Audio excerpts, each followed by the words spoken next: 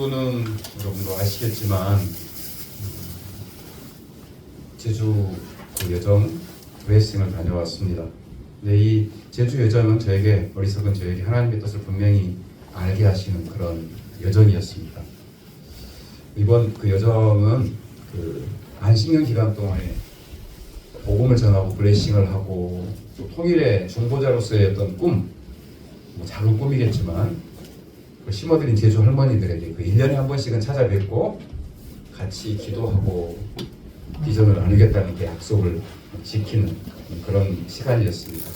원래는 12월 달에 가야 되는데 12월이 좀 많이 바쁘고 해서 2월 달에 가게 된 거죠. 그래서 이번에는 전에는 그냥 말씀을 나누고 축복 기도하고 통일을 위해서 기도하고 뭐 제가 소금 보여드리고 하는 정도였는데 이번에는 좀 제대로 예배를 드렸으면 좋겠다. 그 시초도 됐으면 좋겠다 생각으로 그 노인정 경로당 회장님하고 연락이 되니까 회장님에게 그 1시간의 예배 시간을 좀 달라고 부탁을 드렸더니 그 회장님이 기꺼이 허락을 하셨습니다. 그래서 드디어 예배가 드려지게 됐고 그게 얼마나 기뻤는지 모릅니다. 여러분 제주도 땅이 어떤 땅인지 안다면 그 일이 얼마나 놀라운 일인지. 그래서 이제 바로 비행기 티켓팅을 하고 또 숙소 뭐 그런 등등을 다 예약을 했습니다. 예약을 하고 났는데 이 경로당 회장님한테 바로 또 연락이 오는 거예요. 그러니까 그렇게 하겠다라고 그 이장분에게 이야기를 했더니 그 시간이 제사를 지내는 마을 전체가 제사를 지내는 게 꼬제라고 하세요. 그 시간하고 딱 맞아 떨어져 버린 거예요. 그러니까 뭐 이거는 상관없이 하려고 했는데 이장이 권한이 센가 봐요. 그래서 안 된다. 그 기간에는 절대 안 된다. 외부인들이 아예 들어올 수가 없대요. 마을 해관이나 경로당에. 그래서 한 주를 연기했으면 좋겠다. 다음에 했으면 좋겠다라고 이야기를 하시더라고요. 그래서 그 말을 듣고 바로 그 여행사에 연락을 했죠. 비행기를 좀 연기했으면 좋겠다. 그랬는데 이 항공권은 환불도 안 되고 그다음에 연기도 안 되는 그런 그 항공권이었던 거예요. 그리고 환불이 안 되니까 뭐 두세 사람분이 되는데 그런 환불을 받을 수 없는, 받더라도 뭐 한 10% 20%밖에 못 받는. 그래서 고민을 하고 기도했습니다. 이거 어떻게 해야 될까? 이게 항공권 정보를 다 날려야 되나? 그래서 기도를 하다가 하나님의 이런 상황이 정말 이게 좋은 예배인데 이런 상황이 전개된 것에 대해서 하나님의 뜻이 있지 않을까? 하나님의 계획하심이 있지 않을까? 라는 생각을 하게 됐습니다. 그래서 그냥 가는 걸로 그 여정을 결정하게 됐습니다. 뭐 방법이 없잖아요. 그리고 이제 한 일주일 남겨놓고 2주 전에 그렇게 했었었고요.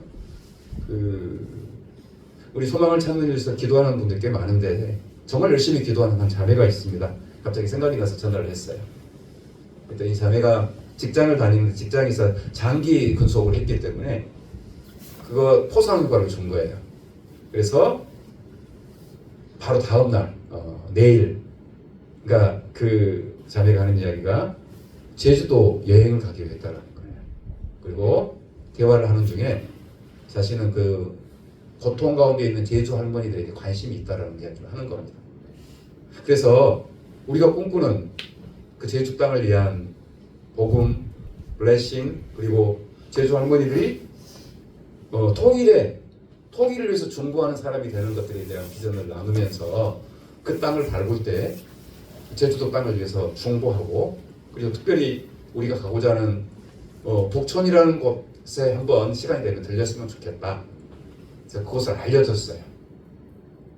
그랬더니 뭐 여행을 일반적으로 하면서 북촌에도 들리게 된 겁니다. 너분승이라는 곳에 들려서 갔는데 그곳에 그 사삼의 아픔을 갖고 있는, 그러니까 경로당의 전 회장님을 만났고 그 회장님으로부터 그 슬픈 이야기를 들으니까 기도는 했지만 아주 구체적인 기도가 안 됐을 수도 있죠. 근데 마음으로 와닿는 기도를 하게 됐고요.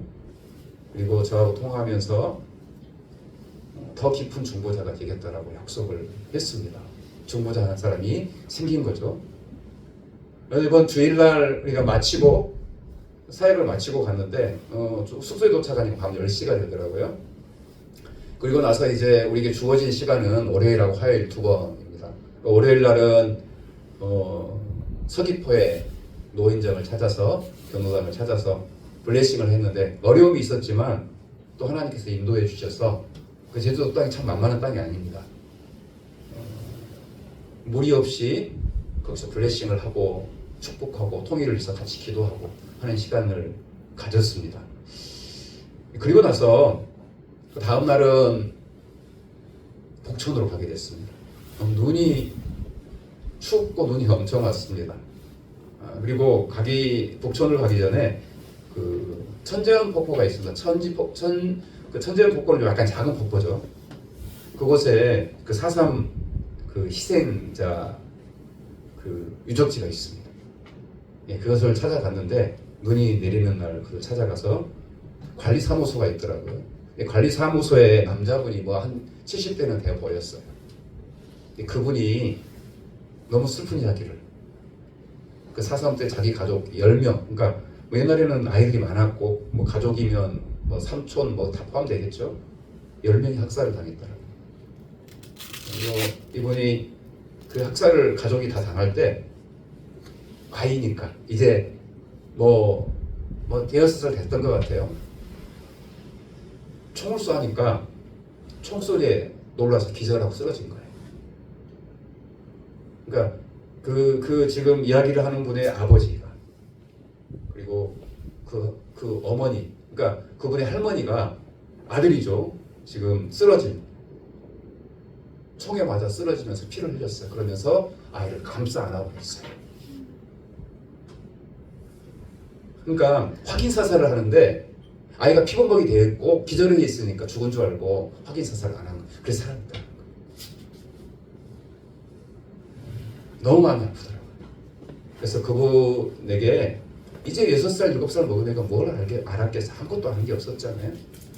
그래서 그분을 축복하는 기도를 하고 통일의 등을 주면서 이 고통의 원인이 됐던 남북 분단, 그 분단이 해소되는 통일을 위해서 기도하실 것을 부탁을 드리고 통일의 등을 드렸습니다. 그리고 북촌으로 가게 됐습니다. 북촌으로 이제 갔는데 북촌의 여정은 이번에는 어떤 계획을 세우지 않았어요. 하나님의 인도하심을 보겠다는 생각으로. 가다가 가는 길에 같은 거의 비슷한 마을인데 YM이라는 선교단체가 있고 그 선교단체의 어떤 핵심 훈련 캠프라고 할 수 있는 열방대학이 있습니다. 가다가 열방대를 들리게 됐어요. 원래는 일정을 생각을 안 하고 있었고 뭐 갈 수도 있고 안 갈 수도 있었었는데 그 목사님이 꼭 거기를 한번 가봤으면 좋겠다라고 그래서 거기를 가게 됐어요. 가서 저희가 중보기도 2층에 중보기도실이 있습니다. 그곳에 가서 그 중보기도 그 실을 그 팀장이고 찬양 인도하는 간사님이 있어요. 그 간사님은 이곳에서 아동사역 우리 공복방 사역을 한 3년 했던 그 자매분의 남편이기도 하고 이 부부가 간사가 되어 있어요. 연락을 해서 만나게 됐습니다. 중고학교를 마치고 나서 12시쯤에 나왔고요. 그러면서 그 이야기를 한 거죠. 우리가 제주도 땅을 위한 또 블레싱을 했었고 제주 할머니들이 그 분단의 희생자로서 통일을 위해서 기도하는 그 비전을 갖고 지금 하고 있다라고 하니까 이분이 그렇게 이야기를 하는 거예요. 우리 이곳에서도 지금 이 4.3의 아픔을 갖고 있는 분들이 통일의 열쇠가 될 것이다라는 그런 비전을 갖고 기도하고 있다는 거죠. 그리고 뭔가 방향들을 찾고 있고 일치가 일어난 거예요. 그래서 여러분 YM이라는 곳에 그 중보기도는 굉장히 강력합니다. 근데 거기서 중보기도 팀장을 맡고 있고 찬양 인도를 하는 그 분과 함께 이 일에 같이 협력하기로 연합하기로 그렇게 그 자리에서 바로 결정을 했습니다. 그리고 다음 여정은 그 북촌으로 가는 건데 북촌은 갈 수가 없잖아요. 제사 포제를 하기 시작했고 그래서 노인정 할아버지가 마침 대표분이 회장님이 통일의 등을 안 받았어요. 그래서 통일의 등을 전달하려고 하는데 그분이 제사에 들어갔기 때문에 만날 수는 없어요. 근데 그분이 언뜻 그 그곳에 있는 교회 이야기를 하더라고요. 교회 다니지는 않지만.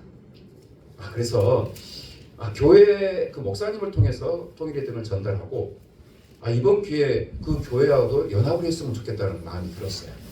교회를 찾아갔는데 그분이 마치 밖에 나가 있었고, 그래서 통일의 등 교회 안쪽에 이렇게 놓고 그분이 말한 장소에, 그리고 그 전화상으로 목사님과 통화를 하면서 이 비전을 같이 나눴는데 그 목사님은 그 중심에 있는 거잖아요.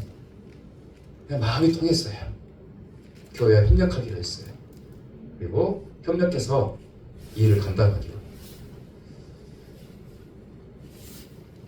그리고 그 제주도는 광역, 그러니까 제도가 좀 약간 다른데 도의원들이 있고, 그러니까 도의원만 있어요. 뭐 기타 다른 기초의원들은 없고요. 근데 그 도의원 중에서 한 사람과 만나기로 했는데 갑자기 일정이 생겨서 못 만나게 됐어요. 그래서 통일의 등을 전달해주고 비전이 있었기 때문에 가려고 다시 그럼 어디다 놓고 하겠다라고 전화를 했는데 일정이 빨리 끝나서 다시 만나게 됐어요. 그리고 이 비전을 같이 나눴고 이 비전에 같이 협력하기로. 그러면 그 도의회 분들이 같이 협력을 하게 되면 이것이 행정적인 차원에서도 뭔가 뒷받침이 될 수 있는 그런 상황이 된 거죠. 하나님의 뜻이 이거였습니다. 예배를 한번 정말 그냥 약식으로 드리던 예배가 정식적인 예배가 드려지는 것으로 만족하고 기뻐했는데 하나님께서 원하시는 것은 그것이 아니었다라는 거죠. 더 많은 연합이 필요했고 중보가 필요했고 그런 상태에서 바로 이 일들이 이루어지기를 원하셨던 하나님의 뜻이 있었고 저는 그 여정을 하나님 인도하심을 따라가면서 그것을 이거였구나 라는 것들을 느끼게 된 것입니다. 수많은 사람들이 기도했고 기도한 사람들 또는 함께 협력해야 할 사람들을 그냥 그 티켓팅이 환불도 안 되고 연기도 안 되는 상황 가운데 가게 하셨고 그래서 전혀 예기치 않은 일들이 일어났어요. 하나님의 일들이. 이게 하나님의 나라예요. 저는 어리석어서 모르잖아요. 어떻게 된 건지를 도무지.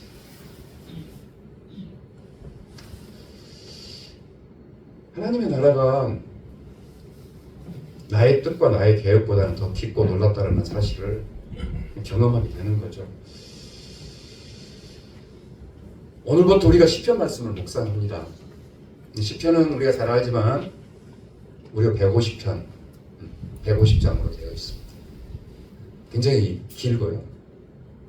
그리고 시편 중에서 119편 그 시편은 몇 절로 되는 줄 아세요? 176절로 되어 있습니다. 웬만한 성경 하나가 됩니다. 그 정도로 긴 시편 말씀을 우리가 묵상을 하는데 150편은 여러분이 뭐 주 저자는 다윗이죠. 솔로몬도 있고요. 또 그 솔로몬과 기타 왕들이 찬양대를 세웠죠. 그 찬양대의 지휘자였던 뭐 아삽 등등 그들이 또 이 시편을 짓기도 했습니다. 그리고 시편의 저자 중에는 누가 있을까요? 모세도 있습니다. 모세의 시편이 90편인가요? 그게 있고요. 그래서 이 시편은 약 1000년간의 찬양시를 정리하고 편집해서 그것이 시편으로 정리가 된 겁니다. 그리고 이게 아까도 얘기했지만 이 시편은 주로 그 찬양대가 찬양을 할 때 왕과 함께 찬양할 때 찬양을 하는 내용이 바로 시편입니다. 그 시편 찬양대를 만들어서 그것을 강조했던 왕이 누구겠어요? 다윗 왕이고 그 다음에 여러 왕들이 히스기야 왕도 유명합니다. 그 찬양대를 만들어서 찬양을 하는데 썼던 것이 바로 이 시편이고요. 이 시편은 전체적으로 5권으로 되어 있습니다. 그 5권으로 되어 있는 것은 우리가 아는 그 모세 오경의 구조와 똑같이 비슷하게 만들어졌다는 설이 있죠. 정확한지는 우리가 다시 한번 알 수는 없지만요. 시편 1편은 이 시편 150편의 서로 출발점이라고 할 수 있죠. 예, 시입니다. 시. 그 시는 시라는 것은요, 우리가 일상적인 또는 그냥 너무나 익숙해서 별로 감동을 못 느끼는 사건 또는 상황을 시라는 정말 기발한 관점 또는 시적인 표현을 통해 사람들이 그냥 일상적이고 별로 그냥 의미 없다라고 생각하는, 너무나 익숙해서 그냥 지나쳐 버리는 상황을, 그것을 의미 있게 다가오게 하고 가치 있게 다가오게 하고 감동으로 다가오게 하는 게 시예요. 시라는 시의 표현들은 너무나 놀랍잖아요. 여러분 혹시 그 시 중에서 천병상 시인의 귀천이라는 시 들어보셨죠? 나 하늘로 돌아가리라. 새벽빛 와 닿으면 쓰러지는 이슬 더불어 손에 손을 잡고 나 하늘로 돌아가리라. 노을빛 함께 단둘이서 시석에서 놀다 구름 손짓하면은 나 하늘로 돌아가리라. 아름다운 이 소풍 끝나는 날 가서 아름다웠다고 말하리라. 귀차 하나님께로 돌아간다는 의미죠. 근데 그 표현을 뭐라고 쓰고 있어요? 소풍이라는, 이 소풍이라는 전혀 다른 어떤 관점에 그것이 감동으로 다가오고 하나님께 돌아감의 의미가 새롭게 다가오는 거죠. 시편에 말하는 그 찬양 시가 우리로 하여금 이 땅을 살아갈 때 세상의 어떤 내 유익과 내 뜻을 따라 살아가고, 그리고 세상의 일들이 그냥 너무나 천편일률적이고 그리고 익숙해져서 의미를 찾지 못하는 그것들을, 우리의 삶들을 하나님의 말씀, 이 찬양시를 통해서 의미 있고 가치 있고 감동으로 돌아가고 내 삶을 돌이킬 수 있는 그런 의미로 시편이 우리를 감동하는 겁니다. 우리가 시편 말씀을 묵상하면서 그런 은혜가 여러분 가운데 있기를 축복합니다. 우리의 삶이 너무나 일상적인 신앙, 너무나 그냥 우리의 신앙생활이 그냥 일상적이고 그것이 그냥 삶에 흘러가는 흐름이 되어버려서 도무지 감동도 없고 무딘 우리의 신앙의 모습이 시편 말씀을 통해서 새로운 관점, 하나님의 나라의 관점으로 정리가 되고 감동이 되고 하나님의 나라의 일을 이루는 그런 여정이 되기를 축복합니다. 우리의 삶은 순간순간 선택을 해요. 그렇죠? 근데 그 선택이 우리가 로마에서도 배웠던 것처럼 육신의 생각으로 선택을 하거나 아니면 또 영의 생각으로 선택하는 거죠. 그래서 육신의 생각은 사망이요, 영의 생각은 생명과 평안입니다. 순간순간 선택을 합니다. 악인의 길을 선택하거나 의인의 길을 선택하거나, 우리 선택들이 그렇게 선택을 합니다. 근데 오늘 말씀에 복 있는 자라는 표현을 쓰고 있어요. 복 있는 자, 곧 이 복 있는 자는 행복한 삶을 선택한다라고, 이게 이제 그 라틴어 언어적인 표현으로 보면 행복한 자의 선택이라고 얘기를 하는 거예요. 복 있는 자는, 행복한 자는 이렇게 살아간다. 복 있는 자의 선택 또는 행복한 자의 선택을 하거나 하나님의 말씀 안에서, 아니면 불행한 자의 선택을 삶을 선택한다라는 거죠. 근데요, 이 선택에 있어서 중요한 것은 그것이 어떤 선택이든 우리는 묵상을 한다는 거예요. 우리 말씀 한번 1절부터 2절까지 말씀을 한번 읽겠습니다. 시작. 복 있는 사람은 악인들의 길을 따르지 아니하며 죄인들의 길에 서지 아니하며 오만한 자들의 자리에 앉지 아니하고 오직 여호와의 율법을 즐거워하여 그 율법을 주하러 묵상한도다. 묵상한도다. 복 있는 자, 행복한 자의 삶을 살아간다는 것이, 그 핵심에는 묵상이 있다는 거죠. 그래서 그 묵상은 하나님의 말씀이 내 밭에 뿌려지고 그 말씀이 뿌리를 내리고 자라서 열매를 맺는 거예요. 그게 시편 1편의 반대 개념으로, 반대의 반대는 강한 긍정이잖아요. 그래서 묵상이라는 관점으로 정리가 되고 있어요. 하나님의 말씀이 우리 마음속에 묵상되어지고 그리고 적용이 되고 삶으로 열매를 맺어서 그래서 시냇가에 심은 나무처럼 열매를 맺는 삶을 살아가게 되는 것이죠. 근데 제가 지난 주일날 우리 성도들과 모였을 때 한 가지 나눈 게 있을 거예요. 묵상에 대해서. 묵상은 인간이 하나님께서 인간에게 주신 하나님의 자녀됨의 증표이다라고. 그래서 하나님의 형상대로 지음받은 인간은 묵상을 하게 되어 있어요. 하나님을 묵상하고 말씀을 묵상함으로 하나님의 자녀로서 열매를 맺으며 살도록 지음받았어요. 여러분 가운데 다 그런 묵상의 능력들이 있습니다. 이해가 되세요?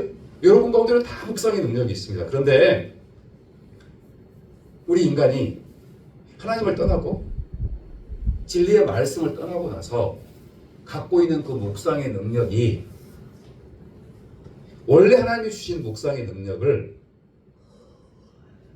죄악을 묵상하고 염려를 묵상하고 그리고 하나님이 아닌 사람을 묵상하는 모습으로 인간이 바뀌게 돼요. 하나님이 원래 주셨던 묵상의 능력이 그런 모습으로 나는 묵상을 못하는데요. 여러분 묵상 얼마나 잘하는지 몰라요. 죄를 묵상하는 모습을 시편 1편은 그렇게 말씀을 하고 있어요. 악인들의 꾀를 따르는 거예요. 이게 죄를 묵상하는 모습이에요. 그 다음에 죄인의 길에 들어서는 거예요. 그 다음에 뭐죠? 오만한 자의 자리에 앉아요. 죄를 여기서는 악인들의 꾀를 따르지 않는다라고 이야기를 하고 있죠. 죄를 묵상해요. 악인들의 의미는 어떤 걸까요? 아주 간단합니다. 악인들은 나의 유익을 위해서 타자 또는 이웃을 불행하게 만드는 자들입니다. 이게 악인이에요. 그래서 악인들이 첫 번째 하나님을 떠난 인간이 묵상하게 되는 것, 죄를 묵상하게 되는데 여기서 악인들의 꾀를 따르지 않는다라고 했는데 이걸 다른 말로 하면 죄를 마음속에 묵상하는 사람은요 또는 욕심을 묵상하는 사람은 누군가가 죄에 대해서 유혹할 때 바로 따라갑니다. 따라가요. 여러분 나는 누군가 유혹에 넘어가서 그런 거지 내가 그랬던 건 아니라고 절대 아닙니다. 내가 이미 죄를 묵상하고 있고 그 죄를 마음속에 담고 있을 때 그 죄를 이야기하는 사람의 유혹이 있으면 바로 따라갑니다. 하나가 됩니다. 이게 야고보서 1장 15절에 오직 각 사람이 시험을 받는 것은 자기 욕심에 끌려 미혹됨이니 욕심이 잉태한 즉 죄를 낳고 죄가 장성한 즉 사망을 낳느니라. 시험을 받아요. 근데 내가 이미 내 마음속에 죄를 묵상하고 있어요. 그러면 따라가요. 옳다고 하고 따라가는 거죠. 그게 첫 번째 죄를 묵상한 모습이에요. 그리고 그 죄인의 길에 들어서요. 죄인의 길에 들어앉아서 죄의 자리에서 뿌리를 내리고 열매를 맺어요. 그게 우리 인간이 하는 모습입니다. 우리에게 묵상 능력이 있습니다. 이런 능력이. 그 다음에 고통스러운 환경이나 힘든 상황에 대해서 염려가 내 마음 가운데 뿌려졌을 때 염려를 묵상하는 우리는 그 염려의 유혹을 따라서 가요. 그리고 염려의 길로 들어서요. 염려의 자리에 뿌리 내려요. 그래서 염려의 뿌리가 내리니까 염려의 거대한 나무가 되는 거예요. 염려 열매를 맺어요. 이게 우리의 모습이에요. 염려가 우리 안에 들어오면 이게 지금 묵상 능력이라니까요. 우리는 그 염려에 대해서 얼마나 밤을 새면서 그 염려를 갖고 한번 들어오면 받아들이고 그걸 따라가고 뿌리 내리고 그 염려가 조그만 것이었는데 이렇게 커져요. 밤새고 나면 감당할 수 없는 염려가 내 마음속에 찾아서 잠을 못 자는 거죠. 그리고 세 번째, 같은 맥락입니다. 사람을 묵상해. 하나님을 묵상하는 게 아니라, 저도 이런 경우 너무 많아서 부끄러워요. 어떤 내 마음에 들지 않는 사람이 내 마음속에 찾아와요. 그가 어떤 문제를 일으켰어요. 내 안에 들어와요. 그러면 그때부터 어때요? 묵상을 해요. 그리고 그 사람과 내 안에서 동행하면서 싸워요. 그리고 그 사람을 증오하고 미워하는 마음이 살인으로 열매를 맺게 돼요. 이게 우리 인간이 갖고 있는 하나님을 떠나서 죄악 가운데 묵상하는 우리 인생의 모습이에요. 그래서 죄악 열매를 맺는 거죠. 여러분 묵상 능력이 없으십니까? 나는 말씀 묵상 안 되겠어. 자, 그러면 우리가 묵상할 때 그 묵상이라는 게, 말씀을 묵상한다고 할 때 우리가 죄를 묵상하고 그 다음에 뭘 염려를 묵상했잖아요. 사람을 묵상했잖아요. 그 자리에 뭐가 들어가면 돼요? 뭐가 들어가면 될까요? 말씀이 들어가면 되는 거예요. 내가 지금 묵상하고 있는 염려, 사람에 대한 미움, 막 그것도 잘하는 그 모습 가운데 말씀이 들어가면, 또 하나님이 들어가면 정말 강력한 묵상 못하는 게 아니에요. 하나님이 주셨기 때문에. 그걸 뭘로 바꾼다고요? 말씀으로. 하나님으로. 내가 지금 염려하고 있어요. 그러면 그 염려를 뭘로 바꾸면 돼요? 말씀으로 바꾸세요. 내가 사람을 지금 묵상하고 있어요. 저의 연약함이에요. 그러니까 저는 이제 이렇게 사람에 대해서, 연약한 사람은 괜찮은데 잘 감당할 수 있다라고 생각하는 사람이 어떤 모습을 보일 때 저는 그걸 못 참는 연약함이죠. 그게 있어요. 저의 허물이 연약함이에요. 그것을 뭘로 바꿔야 돼요? 말씀으로 바꿔야 돼요.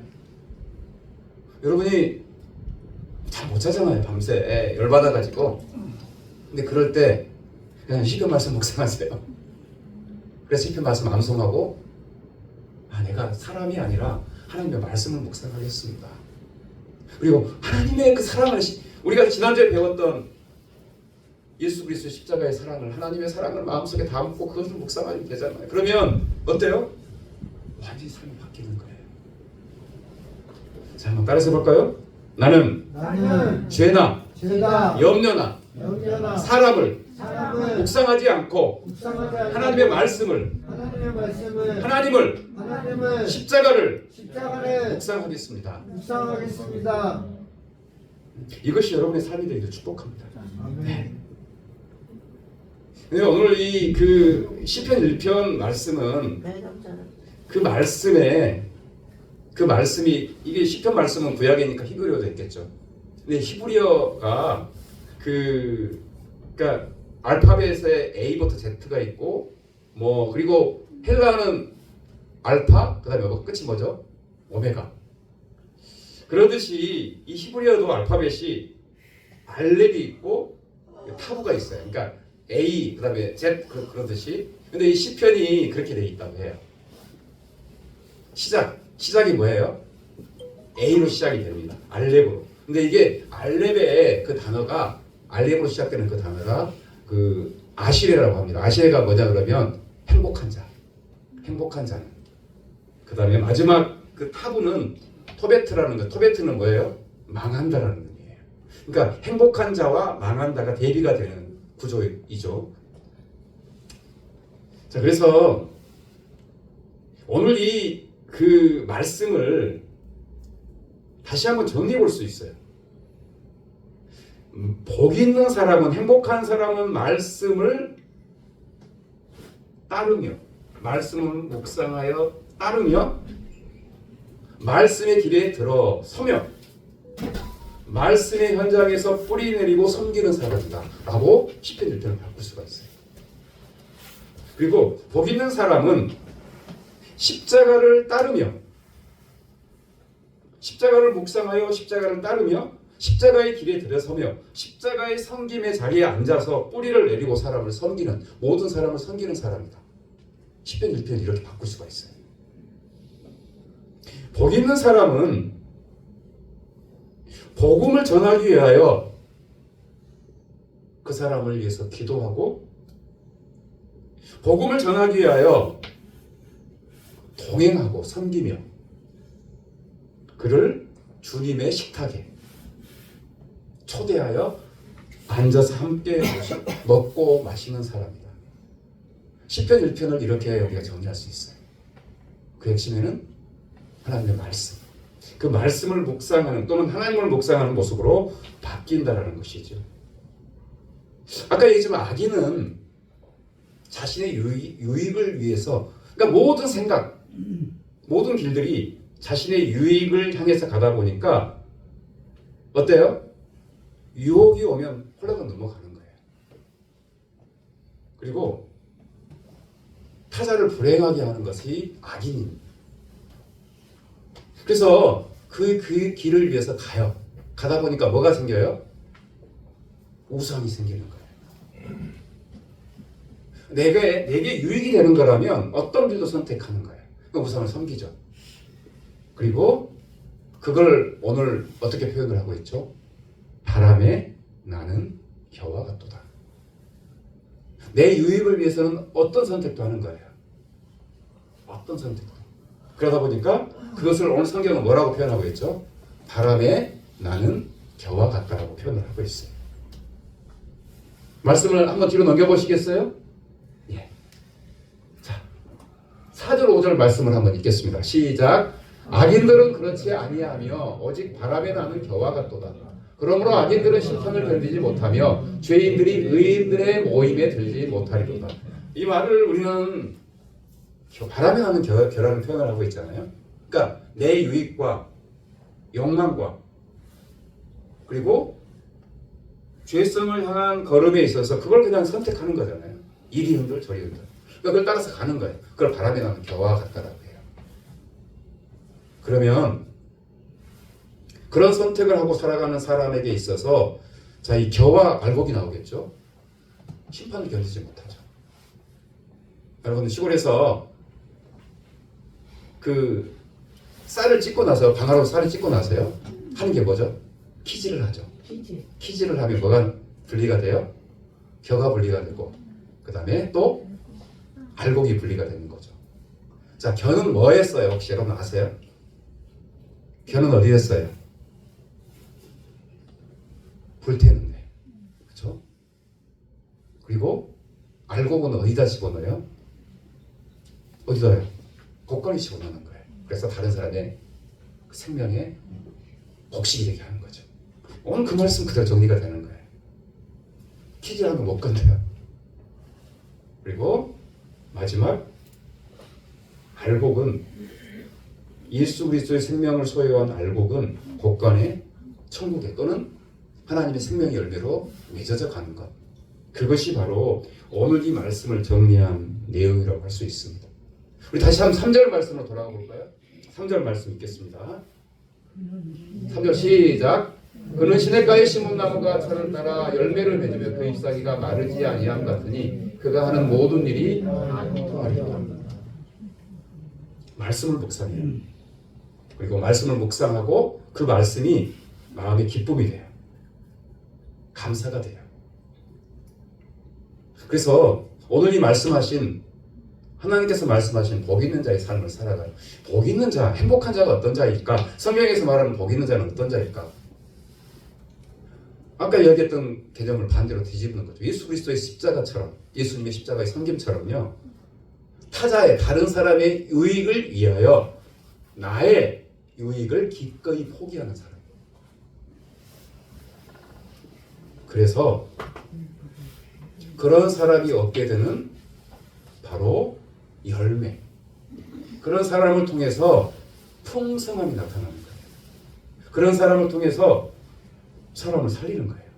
자, 여러분 나무에서 열매가 맺어지잖아요. 네. 하나님의 말씀에 뿌리 내린 아까 이야기했지만 오만한 자의 자리가 아니라 하나님의 말씀에 뿌리를 내렸어요. 그러면 잎사귀가 푸르고 열매가 어때요? 풍성하게 맺어지죠. 여러분 혹시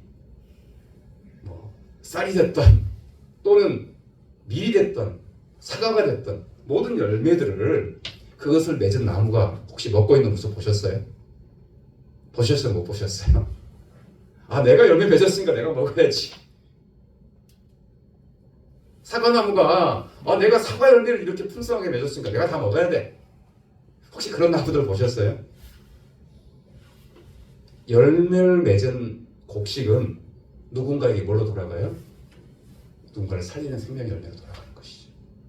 이게 복 있는 사람이다라는 거예요. 행복한 사람이다.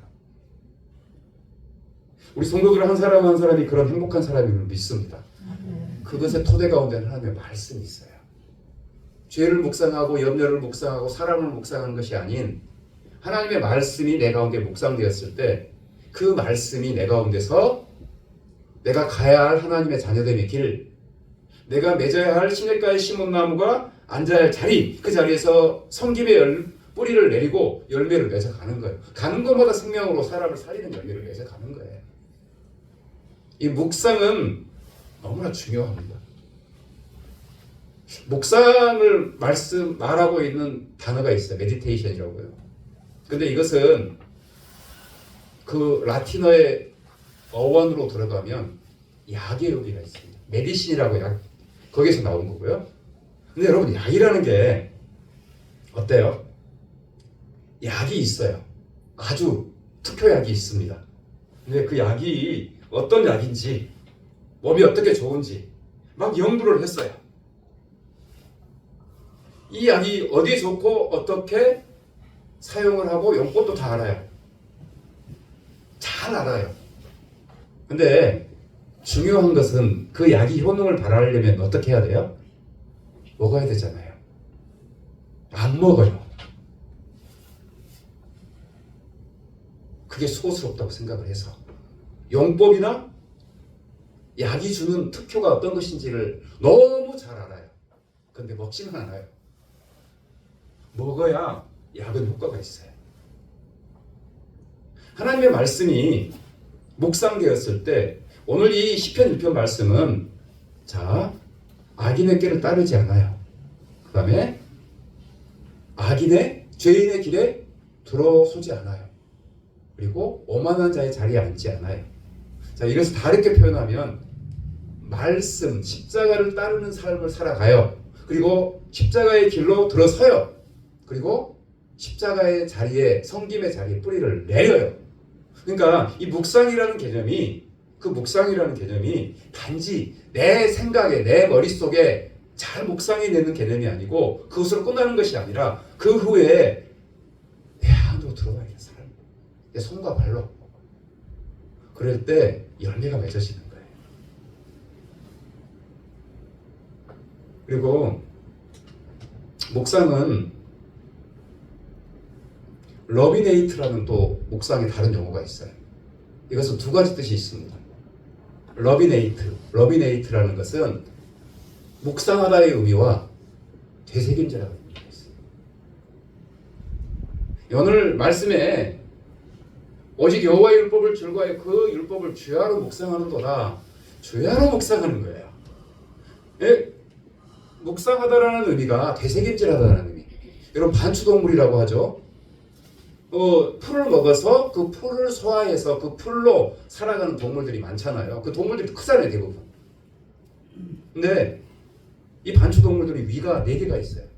그래서 일단은 뜯어요. 이게 이 초식동물들은 포식자들 공격이 올 수 있잖아요. 그러면 급하게 풀을 뜯어서 첫 위에 넘겨요. 그리고 나서 여유가 있을 때 앉아서 뭐 해요? 다시 넘겨서 씹어요. 되새김질을 해요. 그래서 그것이 완전히 자양분이 될 수 있는 토대가 될 때까지 계속 씹는 거죠. 씹고 또 씹어서 그것이 나의 자양분이 되게 하는 거예요. 밤낮으로 묵상한다는 의미가 바로 그런 겁니다. 그래서 하나님의 말씀이 내 삶 속에서 삶으로 능력으로 다가올 때까지 계속해서 말씀을 묵상하는 거예요. 십자가를 묵상하는 거예요.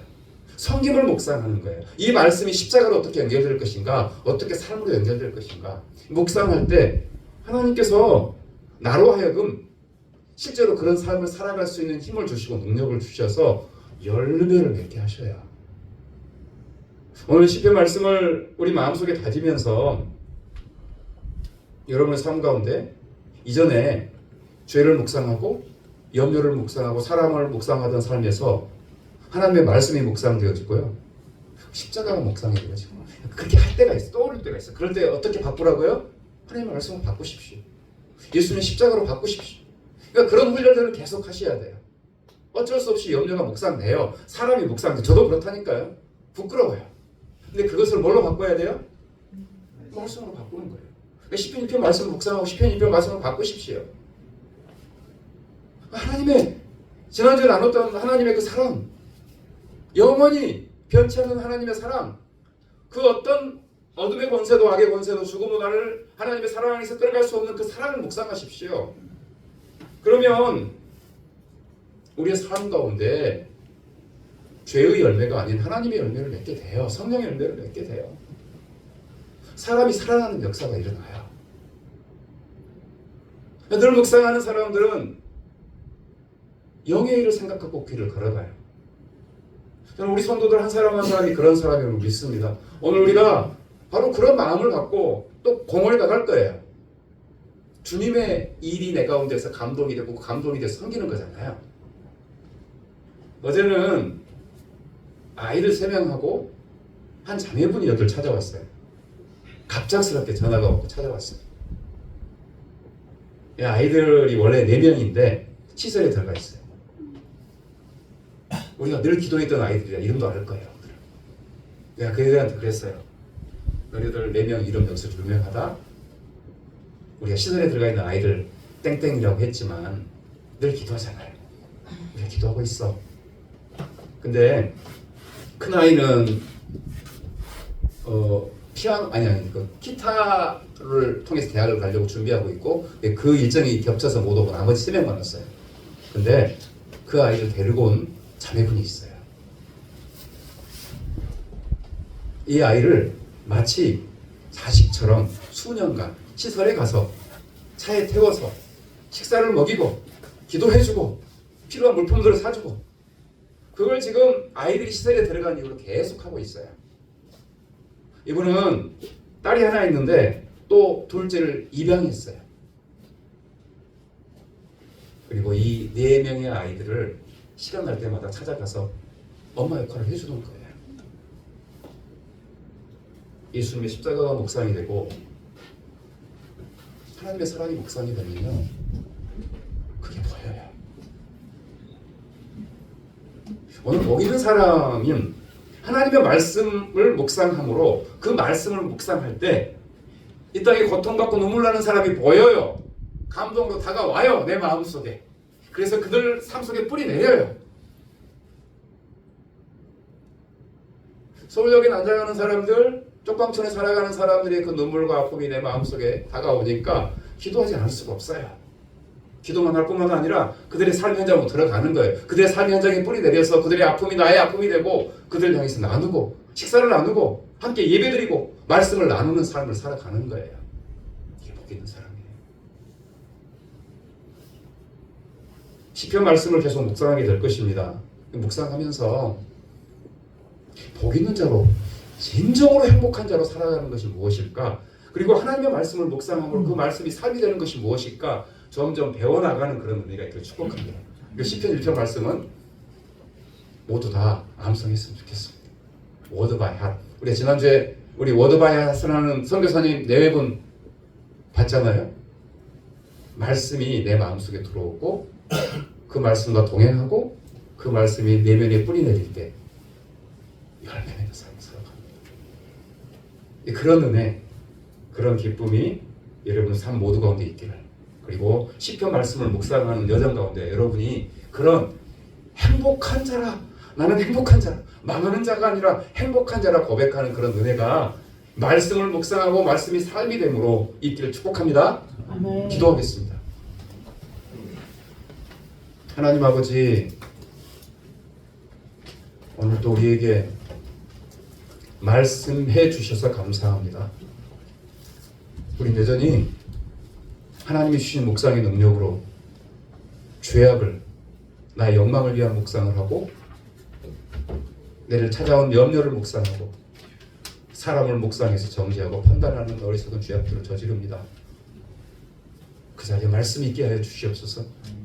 그 자리에 진리의 말씀이 묵상되어지고 십자가가 묵상되어지고 복음이 묵상되어지고 그것이 흘러가고 그 말씀의 자리에 들어서고 그 말씀의 자리에 앉아서 시냇가에 심은 나무가 뿌리를 내리고 잎사귀가 푸르르고 생명의 결실을 맺는 것처럼 내 인생이 그리 쓰임받을 수 있도록 아버지 나를 사용하여 주시옵소서. 감사드리오며 예수님의 이름으로 기도드립니다. 아멘.